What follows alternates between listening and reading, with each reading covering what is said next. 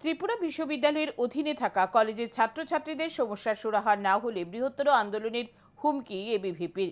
শুক্রবার আগরতলায় সাংবাদিক সম্মেলন করে এই হুঁশিয়ারি দেন সংগঠনের নেতৃত্ব। এদিন অখিল ভারতীয় বিদ্যার্থী পরিষদের প্রদেশ সম্পাদক রবিশঙ্কর হালদার ত্রিপুরা বিশ্ববিদ্যালয় ও ভারপ্রাপ্ত উপাচার্যের ভূমিকা নিয়ে ক্ষোভ জানান। তিনি বলেন, ত্রিপুরা কেন্দ্রীয় বিশ্ববিদ্যালয়ে যেখানে 4 থেকে 5 জন টেকনিশিয়ান প্রয়োজন, সেখানে মাত্র একজন রয়েছে। তার অভিযোগ, বহু ছাত্রছাত্রী পরীক্ষা দেওয়ার পরও অনুপস্থিত দেখানো হচ্ছে। আবার অনেক ক্ষেত্রে একই নম্বর দেওয়া হচ্ছে। এমনকি অস্বচ্ছ মূল্যায়নের মাধ্যমে বহু ছাত্রছাত্রীকে ব্যাক দেওয়া হচ্ছে। এ নিয়ে অখিল ভারতীয় বিদ্যার্থী পরিষদের নেতৃত্ব সরব হন। প্রদেশ সম্পাদক বলেন, ছাত্রছাত্রীদের ভবিষ্যৎ নষ্ট হতে দেওয়া যাবে না ত্রিপুরা বিশ্ববিদ্যালয়ের কারণে। সমস্যার সমাধান না হলে গণতান্ত্রিক উপায়ে বৃহত্তর আন্দোলনে নামতে বাধ্য হবেন বলে জানান তিনি। সংগঠনের নেতৃত্ব হুঁশিয়ারি দেন প্রয়োজনে ত্রিপুরা বিশ্ববিদ্যালয় ও উচ্চশিক্ষা দপ্তর ঘেরাওয়ের।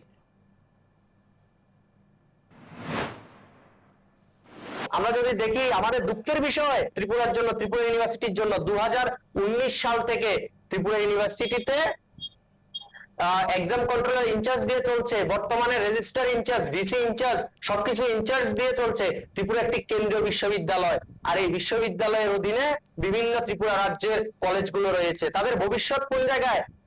এবং ভিসি মহোদয় সেই বিষয়ে জবাব দিতে নারাজ, এবং তাই আমরা এই ত্রিপুরা রাজ্যের ভারপ্রাপ্ত যে উপাচার্য, ওনার বিরুদ্ধে আমরা আন্দোলন করছি, ত্রিপুরা ইউনিভার্সিটির বিরুদ্ধে আন্দোলন করছি, যাতে আমাদের ছাত্রছাত্রীদের ভবিষ্যৎ নিশ্চিত করতে হবে।